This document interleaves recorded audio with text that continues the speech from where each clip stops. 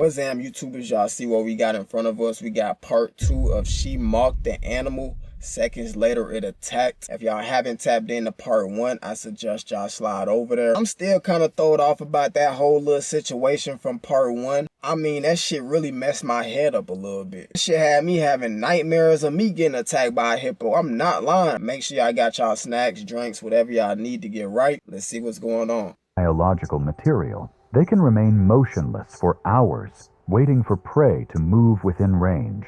When they strike, they launch from water or mud in a fraction of a second. One of their primary killing methods is the death roll, a violent rotational maneuver in which the crocodile clamps down on a limb and spins its entire body to tear tissue, dislocate joints, and drag the victim underwater. Once submerged, the crocodile holds the prey beneath the surface until it drowns. Survival after a major crocodile attack in deep water is extremely rare. Garrett picked up a small rock and tossed it toward the crocodile. It landed near the animal's tail. The crocodile did not move.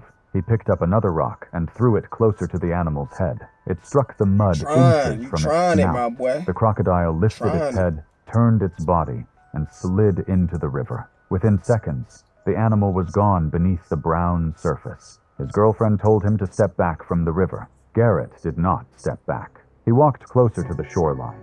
He moved down the slope onto the wet mud at the waterline, scanning the surface. The water was opaque with sediment. Wet mud? I'm not gonna lie, I know it's too early to posit. Everybody should know that wet mud is not a good sign, bro. It's a small chance that you might make it out of the situation between an animal like a gator or crocodile and wet mud. You might not really make it out of that. That's a bad situation to be in, bro. We gonna see what happened though. Visibility below the surface was zero. He leaned forward, looking into the water. This was the fatal mistake. A saltwater crocodile that enters the water near a perceived threat does not necessarily flee. It often repositions beneath the surface, moving toward the point of disturbance, invisible to anyone on the bank. When Garrett leaned forward at the river's edge, he placed himself within striking range of an animal already aware of his exact position. The crocodile lunged from the water. It erupted from the surface with its jaws wide open. The jaws clamped down on Garrett's lower leg just below the knee. The bite force crushed the bones in his lower leg, severing major blood vessels in his calf. The conical interlocking teeth punctured through muscle and tendon on all sides of the limb, locking the leg in place like a steel trap. Garrett fell forward onto the mud. He tried to pull himself back up the bank, clawing at the wet earth with both hands. The crocodile began pulling him toward the water, its body twisting as it reversed into the river. Garrett grabbed a clump of thick grass along the bank's edge. For a brief moment, his slide stopped. Then the soil beneath the roots gave way. The crocodile dragged him into the shallows. Once the water reached his chest, the crocodile began twisting violently in the water, tightening its grip as it pulled him deeper. The movement dislocated his knee and tore the surrounding ligaments. The water turned cloudy with mud and blood. Each surge dragged him farther from the bank, making it impossible to keep his head above the surface. Within moments, he was fully submerged. The crocodile pulled him into the main channel. The brown surface went still. The mud settled. There was nothing left on the bank except drag marks in the wet earth and a torn clump of grass where his grip had failed. His girlfriend sprinted towards the parking area, screaming for help. Bro. Other visitors called emergency services immediately. Like, do y'all know how painful that shit has to be? Imagine you just getting your leg just ripped off by a gator doing a death roll. Oh my God. I don't even want to say I don't even never want that to happen, ever. Rest in peace to him, man. Golly, God. See, that's why you not supposed to, like, mess with no animal, really, period. You're not supposed to mess with no gator. You're not supposed to, and it's like you low-key tried him, too. You started throwing a rock or some type of shit, they said. So he go back into the water. He camouflage on you, right? You trying to see where he at.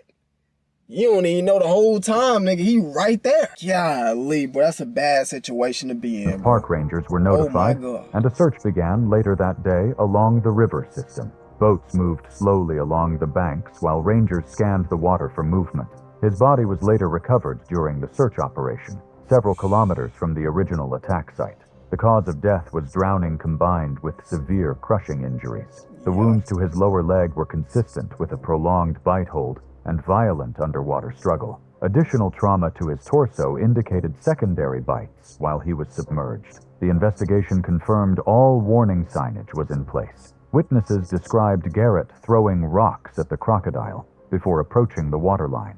Authorities determined the animal acted within normal predatory behavior. No action was taken against the crocodile. Northern Territory Parks issued a reminder that saltwater crocodiles inhabit virtually every waterway in the region. The story circulated through Australian and international media. Public reaction was overwhelmingly critical. Many pointed out that Garrett had not only ignored warnings, but actively provoked the animal. His family in Nevada did not release a public statement. Garrett Voss was 31 years old.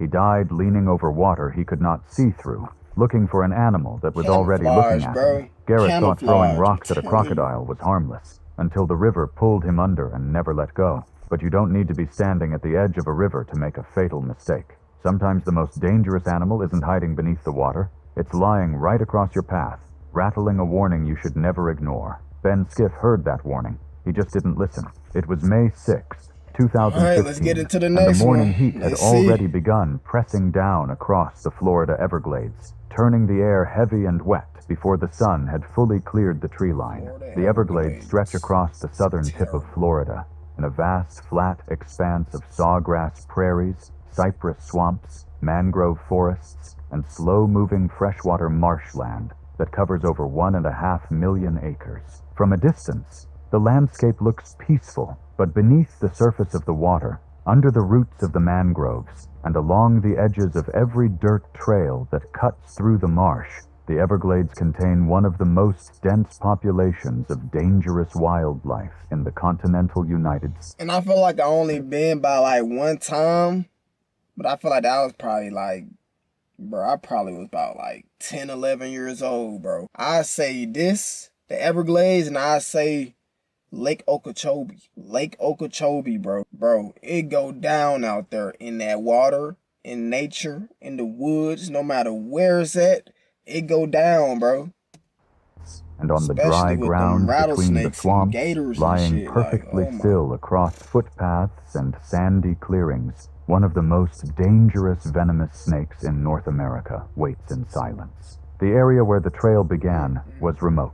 It sat off a narrow access road that dead-ended at a gravel pullout surrounded by low scrub and palmetto. From there, a dirt path wound south through the brush toward a stretch of marshland where locals fished for largemouth bass in the shallow channels. The path was not maintained by the Park Service. There were no posted signs, no ranger stations, and no emergency call boxes. Cell reception was unreliable. Anyone who walked that trail was walking into one of the most isolated stretches of subtropical wilderness in the southeastern United States, and any emergency would require a long walk back to the road before help could be contacted. Ben Skiff was 34 years old. He worked a manual labor job and lived in a small town in central Florida. He was not an outdoorsman by training, but he had fished in Florida's marshlands enough times to consider himself comfortable in the environment. On this morning, he was heading out on a fishing trip with 2 co-workers. They had driven out before dawn, loaded a cooler and rods into the truck, and made the drive south toward the Everglades. The plan was simple: walk the trail, spend the morning on the water, and head back before the afternoon storms. They had done similar trips before, always casual and always without incident. They parked and began walking the dirt trail. The path was narrow, barely wide enough for 2 people side by side.